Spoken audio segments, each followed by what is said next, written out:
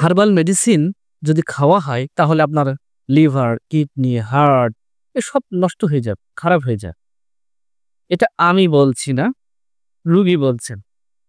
রুগী বলছেন, "ডাক্তার সাহেব আমাকে কি একটু হার্বাল মেডিসিন দেবেন না? আমি হার্বাল ওষুধ খাবো না। ওটা খাইলে কিডনি, লিভার কোনো ক্ষতি হয়ে যায়।" এই পৃথিবীতে যদি প্রাচীনতম কোনো চিকিৎসা ব্যবস্থা থেকে থাকে তবে সে কি হলো গাছগাছালি দিয়ে যে ওষুধ তৈরি হয় এইটাই হলো প্রাচীনতম চিকিৎসা ব্যবস্থা, যা ইউনানি বা আয়ুর্বেদিক নামে সুপরিচিত।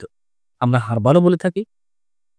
তো মানুষের ভিতর থেকে আজ এই বিশ্বাস, আস্থাটা কেন উঠে গেল?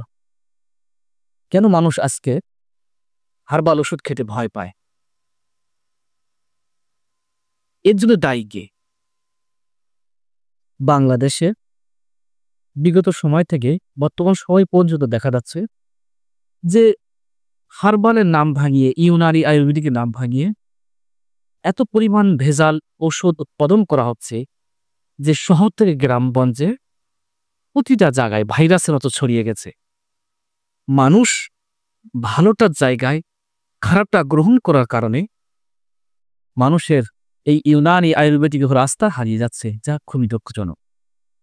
আমি আজকে আপনাদেরকে এমন কিছু কিছু পয়েন্ট জানাতে চাই যে পয়েন্টগুলো যদি আপনি ঠিক রাখতে পারেন, যদি জানেন, তবে ভেজাল থেকে আমি দূরে থাকতে পারবেন।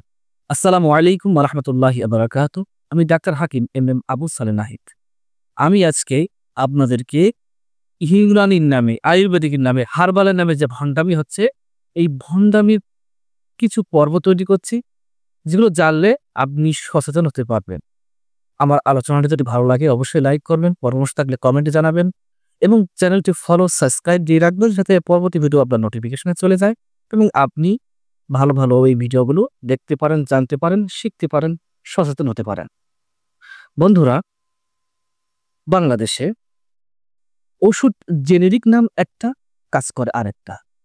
এটা যে কি পরিমাণ হাস্যকর বিষয়, কি পরিমাণ একটা ফাজলামির বিষয়, যেটা ভাষা প্রকাশ করা যায় না। আজকে যে মেডিসিনটা নিয়ে কথা বলবো সেটি হলো ক্রুসজিয়াবিদ। এটি একটি ডায়াবেটিস ঔষধ। এটা ইউনানি মেডিসিন। এটি ডায়াবেটিস রোগীদের জন্য খুবই খুবই চমৎকার একটি ভালো মেডিসিন, যা ডায়াবেটিসটাকে কন্ট্রোল রাখতে, শরীরটাকে ভালো রাখতে, সুস্থ রাখতে দারুণভাবে কার্যকর করে। কিন্তু আমি একটি পোস্ট দেখলাম, একজন চিকিৎসক তিনি হাত পা বেশ ঝিনঝিন ভালো করবেন, 24 ঘন্টায় কন্ট্রোলে নিয়ে এনে দেবেন। তো ওষুধটা উনি ছবি দিয়েছেন, পিকচার দিয়েছে। তো পিকচার দেখা গেল যে হ্যাঁ, আপনার লেখাই আছে যে হাত পা বেশ ঝিনঝিনের ক্ষেত্রে কার্যকরী এটা মেডিসিন। কিন্তু খুব লক্ষণীয় বিষয় হলো যে এই মেডিসিন যে ওষুধটাতে নাম দিয়েছে, ওই নামের নিচে দেখলাম যে জেনেরিক যে নামটা সেটা হলো ক্রুসজিয়াবিদ। আর ক্রুসজিয়াবিদ কি medicine? Diabetes medicine. Diabetes medicine দিয়ে ওই কোম্পানি হাত পা বেশ ঝিনঝিনের কাজ করাচ্ছে।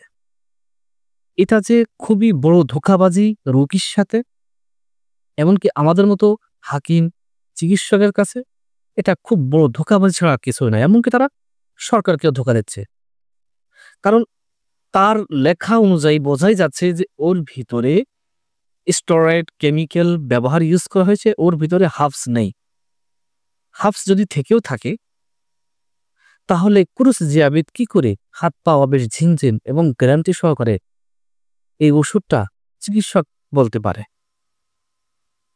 এই জন্যে আপনি যখন হার্বাল মেডিসিন চিকিৎসা গ্রহণ করবেন বা ঔষধ সেবন করবেন, অবশ্যই আপনি রেজিস্টারপ্রাপ্ত হাকিম, কবিরাজ ইনাদের পরামর্শ নিয়েই ওষুধটা গ্রহণ করবেন।